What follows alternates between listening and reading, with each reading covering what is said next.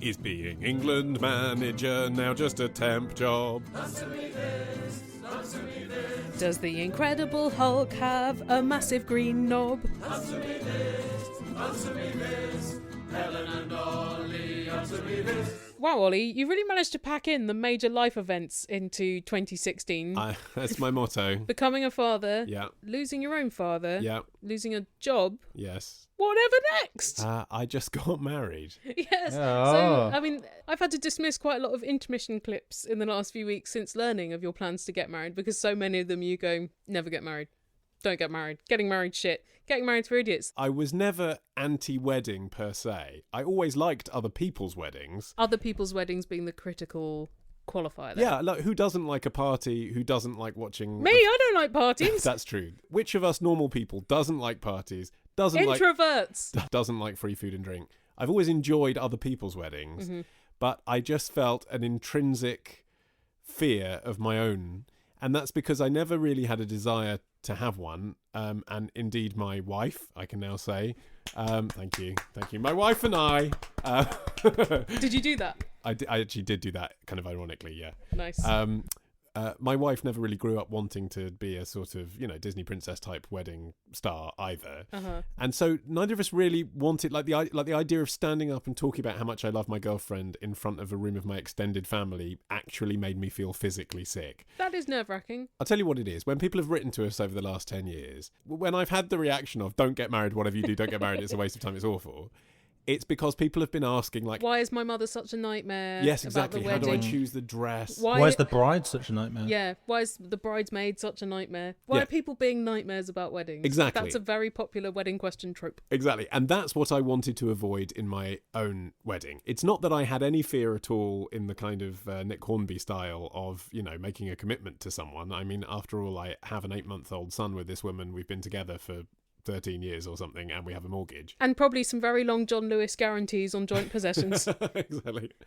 So I didn't have any fear of making any commitment. I just didn't want to have those discussions about our extended families and, having a big event that had expectation on it. We didn't want a wedding with the weight of expectation of a wedding. But you can have a marriage without a wedding. Can you? Like, only if you go to a registry office yourself with no one there, and then that is a bit grim. We didn't want that either. Also becomes a bit of an issue, doesn't it? Because there are a lot of people who would like to be invited to your wedding. Some of whom have a legitimate claim on that. Exactly. We decided that we wanted a guest list of 15. Which, by the way, is why you weren't invited. Ouch, not even in the top 15? So You could have pretended for the listeners that we were invited. Hold on. They didn't know. It was wonderful. I loved the cake. It's not that you weren't in the top 15. You definitely were in the top 15. Thank you, Ollie. You weren't in the top 5. Like, to fair. make 15, Yes. we had to invite 5 people and their partners. And then family. So that's why. Like, so what we decided in the end to do was just invite our 5 closest friends from school, because me and my wife met at school. You have a lot of overlap as well in that friendship 5. Exactly. So it was really difficult because there are people that we were friends with at university, but I just knew if I invite them, then my wife had to invite her equivalent set from her university. And then you're having a wedding for 70 people, which is what you didn't want. Before you know it, you're getting to at least 50, and we just really didn't want that. So, I mean, it even got to the point, like, I didn't invite my dad's sister, which was really tricky, and my mum's brother, so we really kept it very small. So anyway, we haven't even gotten to where I got married. So, Sorry, you had talked about Caribbean previously, but that, in practice, is quite a long way and quite expensive. With an 8-month-old child, that's just not the most practical location. So in the end, we decided upon Spain. Lovely. Because it's hot and it's close. And they've got great food and booze. Oh my God, sensational sausage. I mean, that was almost the main criteria. That's what she said. But then we found out that actually it's quite difficult to organise a civil registry office secular style wedding in Spain. Right. Because it's basically non-officially a Catholic country. They make it quite difficult. If you don't want to get married in a Catholic church, you have to be a landowner in Spain. Wow. Or have a job there, which obviously we don't.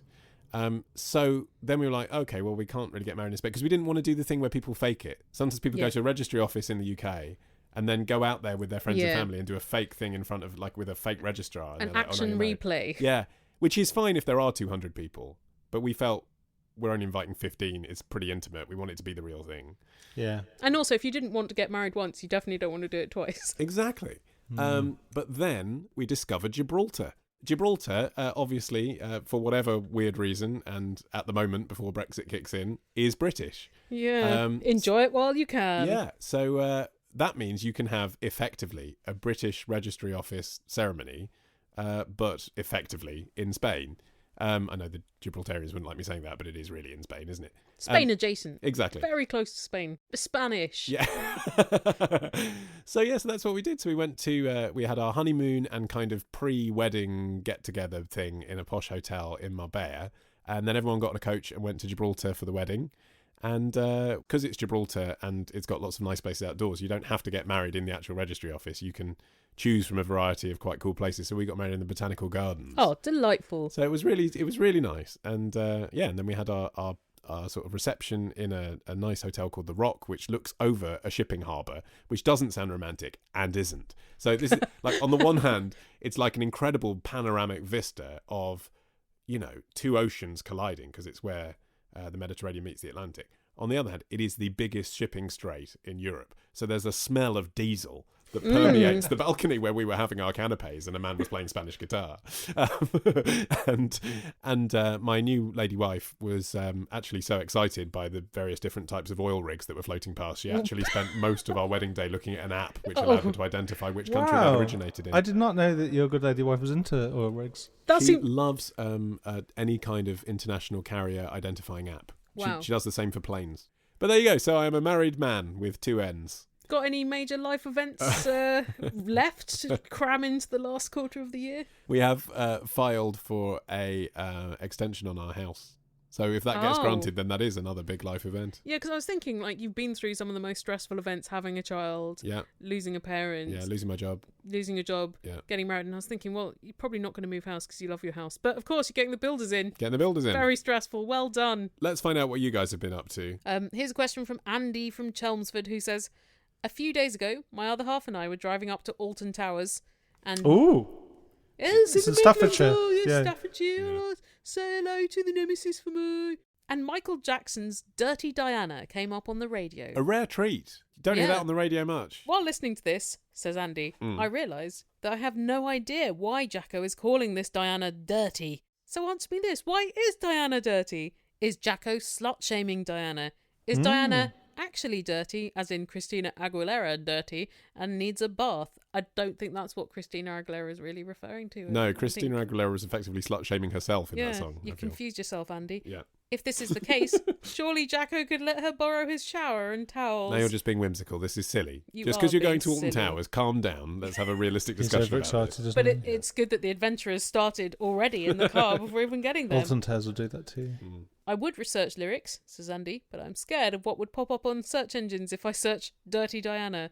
We have no such fears, do we, Ollie? No, well, not with our search history. I tell you what turns up when you search Dirty Diana: Wikipedia entry for Dirty Diana, video of Dirty Diana, lyrics for Dirty Diana. Yeah. It's almost like it's one of the most famous songs by one of the most famous recording artists of the last century. That said, I didn't click on the Google Images tab, so anything could be there. Do you know, it is extraordinary, though. Like that's a song off Bad, right? It was the 5th single off Bad. There were 9 singles on that album. And at the time, they didn't churn them out like they do now, where it's easy to release 9 singles off an album because it's just putting it on iTunes. Because it's just a digital download and see what people go for. Then doing more than like 5 off an album was pretty big. I mean, Dirty Diana, by the time that came out as a single, he'd already released I Just Can't Stop Loving You. Mm-hmm. Bad. Do you remember that one? Remember that one? The Way You Make Me Feel. Ooh. Remember that one? Yeah. Man in the Mirror. Yeah. That's a good one. That's Harvey's favourite song, by the way. Oh. That's what I sing with him when I hold him up in front of a mirror. I'm singing to Harvey, man in the mirror. That's what I do. Oh my God, that's cute. And then the next one was Dirty Diana. Wow, that is a lot of hits. But the point is, after that, still another part of me, Chaka-ooh. Yeah, oh, that's quite good too. And then Smooth Criminal. Oh, bloody hell. Smooth Criminal is the 7th single off that album, and that's before you get to the 2 shit ones, Leave Me Alone and Liberian Girl. Leave Me Alone's quite good. Oh, no, it's good. It's got that video with the monkey. The video's amazing. The song's a bit crap. I think neither of those songs are terrible, though. Just stop talking me around. Just keep me out of the papers, even though I'm being really weird on purpose. Anyway, Dirty Diana is about a groupie. She's dirty because she wants sex with Michael Jackson, who in a kind of vaguely like Aladdin sane way is playing the character of a rock star, but really he's singing about his own experience. Because women in the 80s weren't allowed to have desire. I don't want to get into the whole area of Michael Jackson's sexuality because frankly you'd need like a 10-hour long podcast. And a lot of lawyers. But like everyone else, I've watched the documentaries and I have my questions. And it's interesting that really the only two songs that are like rock songs that he wrote about adult sexuality are Billie Jean and Dirty Diana. And they're basically both about female groupies wanting to sleep with him and him being a bit scared. That's basically what they're about. It's like, she's like, I got the thing that you want and I want to sleep with you. And I'm like, go away and leave me alone. I want to be with my monkey. I've got a 12-year-old coming for tea. That's kind of what they are. It's like weird. It's like Michael Jackson was alive in the room with us. I like the fact that he had to specify that it was not about Diana, Princess of Wales, although she did say it was one of her favourite songs. The story there, this is one of the interviews he gave Barbara Walters, which is one of the few interviews he gave, really. You know, TV interviews, proper TV interviews as an adult. And yeah, he said, I want to perform at Wembley Stadium, but Princess Diana was there. I didn't want to do it. I didn't want to disrespect Princess Diana. But then she said backstage it's like one of my favourite songs. So I changed it. Did he change the name so it was like Dirty Denise or something else alliterative? He changed it as and he brought it back into his set. He recorded a video at Wembley Stadium and Princess Di was there for the recording on the first night. He didn't sing it because he thought he'd offend her. And then when she said it was one of her favourites, he did it. And so it's in the video. Also, it's not about Diana Ross. He had to specify that. But Diana Ross used to use it as walk-on music. Yeah, except I think it kind of is. Like, it's not about Diana Ross, but I think he chose the name Diana. Like, he wrote the song. He was obsessed with Diana Ross. Do you think he chose a name beginning with D just for alliteration? I think it was part of it. But then that might be why the dirty bit. You know, I think he'd written a song about Diana and it's about a groupie and then she's dirty. There's another reason why she might be dirty. The rhythm of it feels quite well, doesn't it? Yeah. It could be like gropey Diana. That's kind of what it means. But he went with boring Diana. She says, I want a cup of tea. I say, no, I want to go and have sex. She says, I want to do my knitting. I say, no, I want to bone you. Tea and knitting are not boring. No, well, depends what you want. Are you like anti-slut shaming Helen at the moment? I've got a question. Email your question to answer me this podcast at googlemail.com. To answer me this podcast at googlemail.com. To answer me this podcast at googlemail.com. To answer me this podcast at googlemail.com.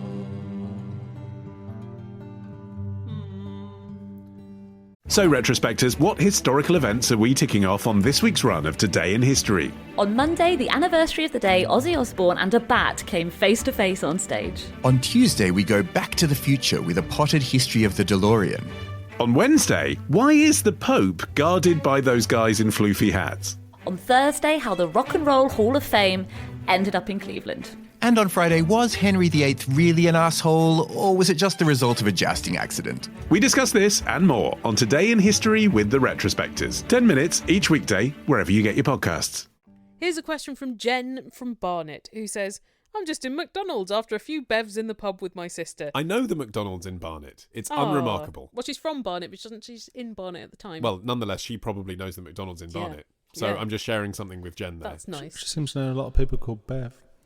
Oh, don't get it. God, Don't get it. Martin, don't get it. What's the joke? Buck. Is it she too said bad to even after explain? a few bevs in the pub with my sister. That's really bad. I'm now thinking if I can name any famous Bevs. And... My cousin's called Beverly. Okay. Beverly. Yeah, He's but South African. Hold on. All Bevs are called Beverly. Beverly It's short for Craven! Beverly. Yes, Craven, Beverly and, Craven and Turner are the only ones I can think of. Who's Beverly Turner? She's married to Sports James presenter. Cracknell, and she's a presenter on LBC. What about Beverly Crusher? Does she count? Who's that? She's a fictional character. Right, did you just No. make her up? No. Okay. What then about I men guess. called Bevis? No, I don't think that counts as a Bev. What about Nye Bevan? Nye Bevan. That's brilliant. I'm Nye Bevan, but you can call me Bev. That never happened. Jen says, Yes, I've always pondered the length of the chips in this wondrous restaurant, McDonald's. of course. Ollie, answer me this. Why are some McDonald's chips so much longer than any potato I have ever seen? Because you've never seen very big potatoes. Are there really giant potatoes out there? There are, Yes. Jen. Not in Barnet, but think beyond the Northern Line. Or Do McDonald's fund secret research into mutant crops of everyone's favourite carb? Please enlighten me. McDonald's fries have 19 different ingredients in them. What? Potato, salt, grease. Yeah. What are the other 16? All of the additives really are to make sure they keep their uniform colour. Because they're always that golden brown, right? Mm-hmm. To then ship it across the world so it can be, 2 weeks later turned into McDonald's fries that look exactly the same. They have to cover them in sugar, which is what gives them the caramelised colour. And they have to put all these different chemicals on to make sure they keep their uniform shape. And also the sugar and salt encourage the purchase of soft drinks. And then you buy more salty food and, the cycle. Are they actual slices of potato, or are they kind of mashed up potato reconstituted into a fry shape? Like we discovered with Pringles, a cake for a short amount of time. Oh yeah, cake. They're the latter. So talk you through the whole process. There's real potatoes in the fries. The primary ingredient is potatoes. Yes. Some of those potatoes are actually very long potatoes, even longer than you've seen in Barnet, Jen. Wow. Because they do get all processed into this uniform size. It doesn't matter what size they are at the beginning. So McDonald's will take potatoes that aren't in any way perfect like you'd see in a supermarket. And also they are going to be using floury potatoes, which tend to be bigger than the smaller waxy potato. It's a mix. There's Burbank russets and something else, like Right. 3 different types of potato. Burbank Russell, that's a good name for isn't a it? young man, isn't Or a it? detective. Burbank russet. If you have another son. I tell you what, Burbank russet is a great name for a porn star. The porn star who fucked a potato. Anyway, all the potatoes get processed through a machine and turned into a big mush, which then gets fired at speed through a die cast until it's perfectly cut. So that's how they get Wow. the uniform size and length, which you're right, Jen, is almost like the length of the longest bit of the middle piece of the potato. All the fries are that length. But because it's made of potato mush, Yes. the fries could be 3 feet long. Yeah, absolutely, yeah. It's not practical, but they could be. The burgers have quite an umami flavour, so you want something salty and sweet to cut through it, don't you? Well, in Japan, they've now, where they're not too bothered about presenting McDonald's as healthy because, they eat fish for breakfast, so this is a treat. They now have, for Halloween, pumpkin and chocolate flavoured sauce on the fries, Why? which is orange, luminous orange and black. No. I mean, I'd just go with mayonnaise, but I'd still give that a try. You don't mean mayonnaise, Martin, you mean secret sauce. No one can know what the sauce is. Is it egg and oil and then 16 mystery ingredients? So, yeah, they are reconstituted potato, but they are potato. Okay. So there are giant potatoes, but these have not been cut from giant potatoes. Exactly. Speaking of burgers and fast food, Lynette in Melbourne, Australia has this question for us. It's imperative we answer her quickly. I bet it is. She says, I'm 25 years old and I've decided to pop my fast food burger cherry. Wow, why now? Just to be clear, if listeners didn't quite understand the metaphor she was making there She's between... not shoving a burger up her vagina. between- She's just going to eat one. She's saying she's never had a Big Mac filthy, or a Whopper before. Very bad for you burger. That's extraordinary at the age of 25, isn't it? What is it that has propelled her to try this now? I know. Are you the child from Room? She says, Helen, answer me this. Should I try the McDonald's Big Mac or a Hungry Jack's, that's what they call Burger King in Australia, Whopper first? Oh, I'm surprised she hasn't mentioned bacon double cheeseburger though, because I might even. I'm not. This is an introductory burger. She's never had one before. She's going for the celebrity burgers of both these She doesn't want to chains. add the trimmings, Martin. These are sort of the learner slopes, aren't Yes, they? exactly. Really? Yeah. And with that reasoning, it has been so many years since I had either type of burger that actually I can't answer this with any authority. But I think you probably want to start fairly low key and then work up to the stuff that you'll actually find delicious. Because the first experience doesn't need to be the best burger, does it? It's still going to be a striking experience as her That's first true, one. yeah. So if you try the blander thing first, can we agree that that's Big Mac first? Yeah, I think so. I'm happy to. But Whopper's better, right?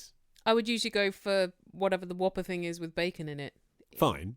But now, gun to your head, eat a fucking burger. Whopper or Big Mac? Okay, Whopper, don't shoot me, please. Oh, hey, where did you get that gun? I'd rather eat either than die. I just think there's no contest at all. It's the flame grill taste for me. You say Right. Whopper, and I can taste Whopper now, and it's Wow. making me like salivate, and I want one. I get Whoppers. Like I go and buy probably every year 4 or 5 Whoppers, and I never regret At it. the same time. But Lynette, why not have both at the same time? Obviously, you can only have one first bite of both, but why don't you buy both meals Yeah. and then have a little taste test on your own? Fine. Why not go with a pal and then cut the burgers in half so you're not eating too much? Sure. And yes, do it blind so you don't know which burger you're trying first. And then your friend can tell you. They can adjudicate. Also, I'd say, how much do you like bread? because the Big Mac's got an extra slice of bread in it for basically Right. no reason, as far as I'm concerned. This is why I Structure? prefer the Whopper. Yeah, fine. Okay, if you want more bread in your life to provide more structure because you need the rules and you can't handle knowing what's in the secret sauce because a Big Mac is like the fucking Freemasons, then fine. Do that, okay? But I'll tell you what's in it. Thousand Island and pickles, right? It's no big surprise. Get a Whopper. Right. Yeah, that's what I think. What's in a Whopper making it good? Just like all good stuff. A proper big slice of onion for a start. Like not a namby-pamby chopped bit of onion. Right. A proper slice of onion like you put in a homemade burger. Well, it's time now to take an intermission, and I think, Ollie, to celebrate your happy event, maybe we'll go back and revisit some of the things you've said about marriage in the past. Excellent. Okay. Which is just about every single episode available at answermethisstore.com. That's right. Okay, well, just remember as you listen to this that it doesn't make me a hypocrite. I may have said these things about other people's weddings, but all along what I really meant was I would really like to have a wedding in 2016. We live in a post-truth universe, Ollie, so it's fine. It's wedding season. Hooray! Oh, people hating the people they used to love. My annual opportunity to reaffirm why I absolutely have no interest in getting married whatsoever.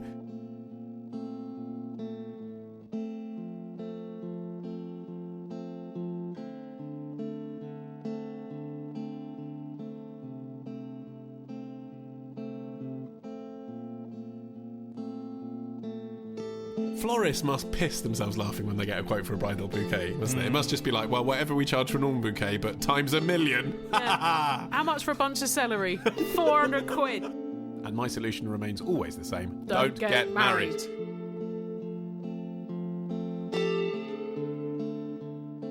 Let's take a question from our phone line now. The number to dial is this. 02081235877. Or you can Skype us on Answer Me This. Hello, Helen and Ollie. This is Martha from Kent. I'm just ringing because we've booked a surprise trip for my kids to go to Disneyland Paris. But I had a conversation with my dad on the phone the other night, and he was really slagging it off. He doesn't know that we're taking our kids because it's a big surprise. And he was whinging about how rubbish Disneyland Paris is compared to Orlando. And he was saying that the French can't do it properly, and it's not proper Disney, and it's really rubbish. I then couldn't tell him that we've booked to go to Paris. So my question is, Ollie, is my holiday going to be shit, or is it going to be okay? Thank you. Aww. I mean, just because it's not going to be the best place in the world, i.e. Walt Disney World, Florida, that doesn't mean it's going to be shit. I thought that was the happiest place in the world, not the best one. No, you always make this mistake, Helen. Entry-level stuff. The happiest place on earth is Disneyland, California. Why do they make it so hard? Why do they have to have lands and worlds? Why can't they just pick a noun? The order of Western Disney parks is, I'm afraid, Florida, California, Paris. That's just how it is. But if she hasn't been to any of them, won't Disneyland Paris seem like the best and happiest place on earth? Yeah, it's exactly the conversation we were just having about Big Macs and Whoppers. It is the entry slope. If you've never been to Disneyland, then yes, Disneyland Paris will be a revelation. Is it the happiest place in Western Europe? It's arguably not even the happiest place within 20 miles of Paris on occasion. This is the issue. I mean, what your father's hinting at, Martha, that the French somehow don't get it. There's some truth in that. Kitsch isn't necessarily something they're renowned for. And American cultural imperialism isn't something they take too kindly. And workers' rights is something that they treasure. So, there are various kind of friction points, I guess. Always were in the Disney company's decision ultimately to locate the park there in the first place. Yeah, why did they choose Paris? Well, if Disney lawyers are listening, then I didn't say this. Bungs of money. But Lawyers love money.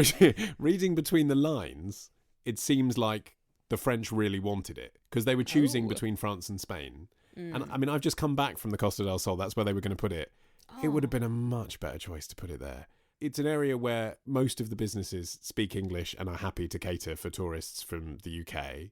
It is in climate much closer to California and Florida than Paris is.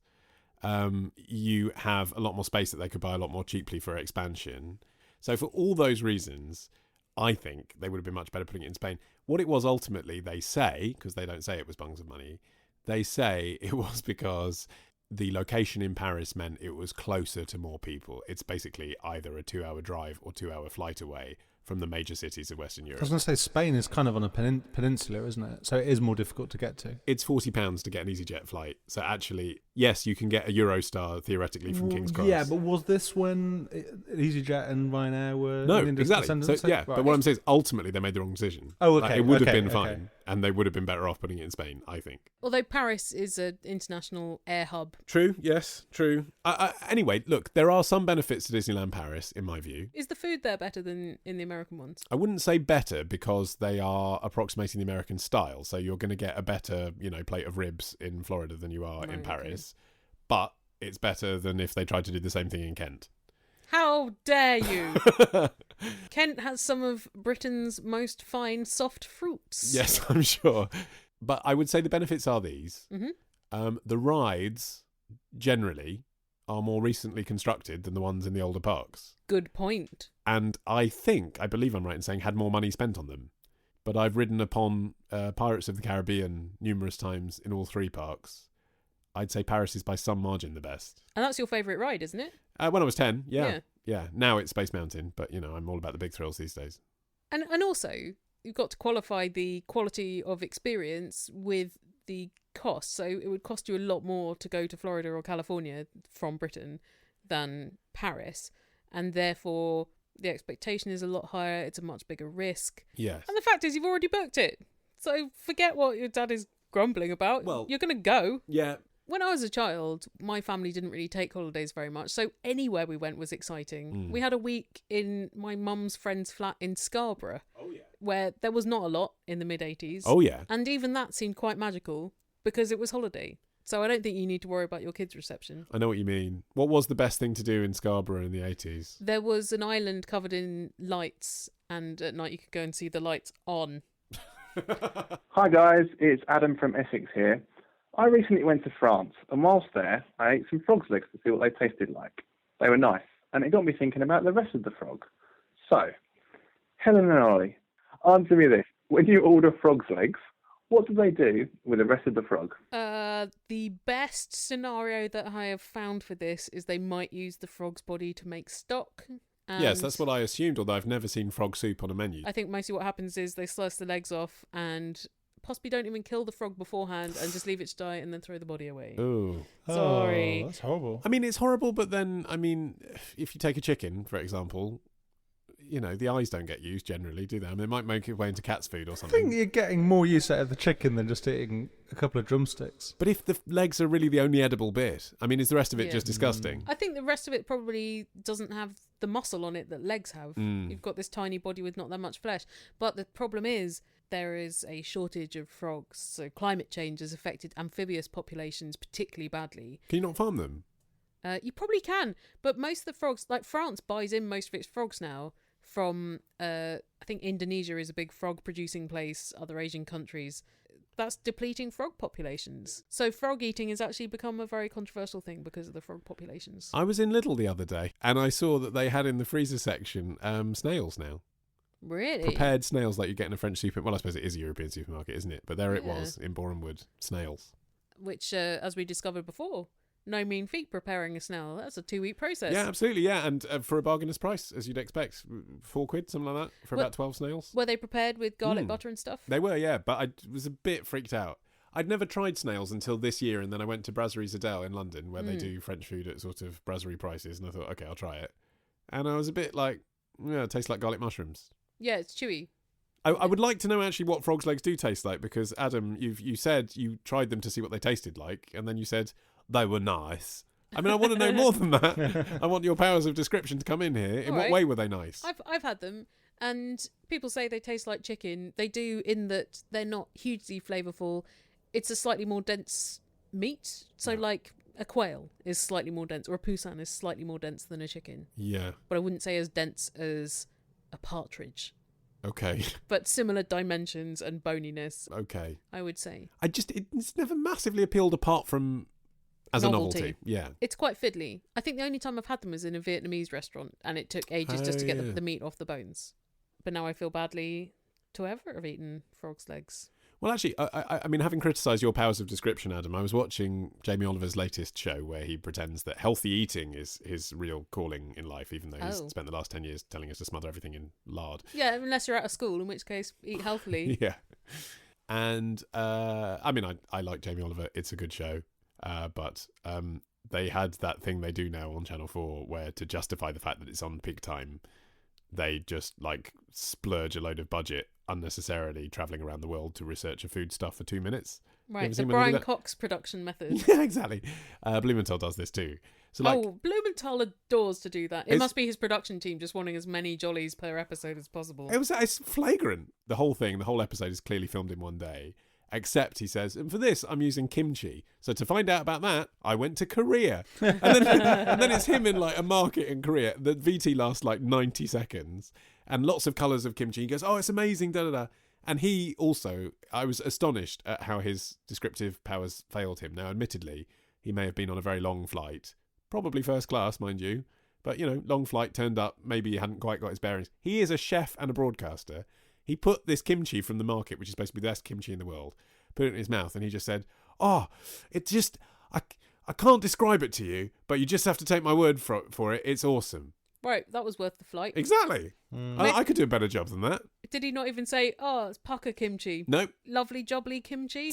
I haven't watched a Jamie programme for quite a while, so I'm going from his 90s adjectives. Maybe he was in Korea anyway, opening some Jamie's Italians. I suspect that might actually be what had happened. And that will dictate what ingredients get VT. Yeah.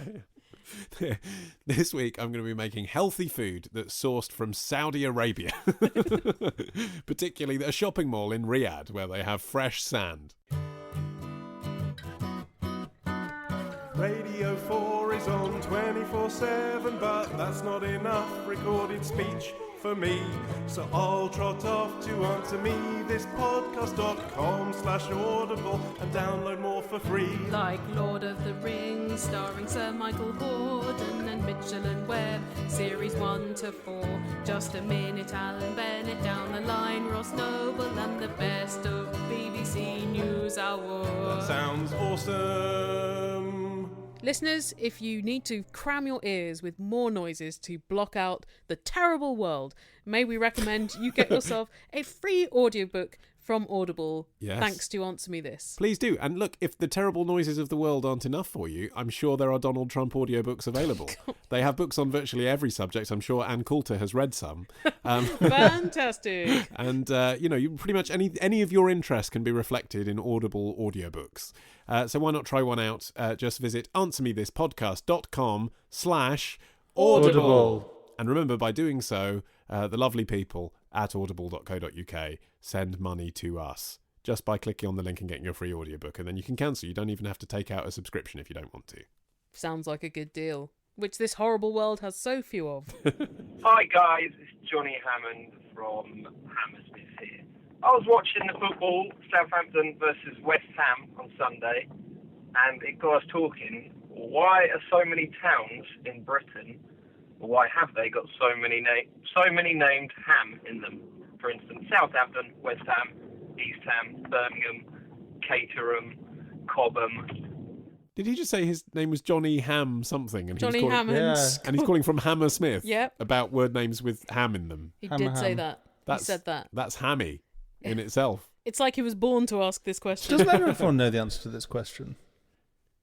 Well, all right then, Martin. If you know the answer to this question, by all means, go forth. Well, it's from Hamlet, isn't it? Not the play. I mean, no, Hamlet as in small village. Yeah, but what does that ham mean? If you're so smart, Marty Pants. Oh, what does that mean? Oh, I don't know. I don't know. It's not from Hamlet. It's the same type of ham, but a hamlet is just a small town. Oh, I see. Sorry. Okay. Ham meant two things, which I think is why we have so many towns with that word in. It was a homestead, so if it was Cobham, I don't know that this is definitely why Cobham is called that, but it would be Cobb's home if Cobb was like an 8th century farmer or warlord or something. So that's how a lot of them work. But a ham was also a bend in a river.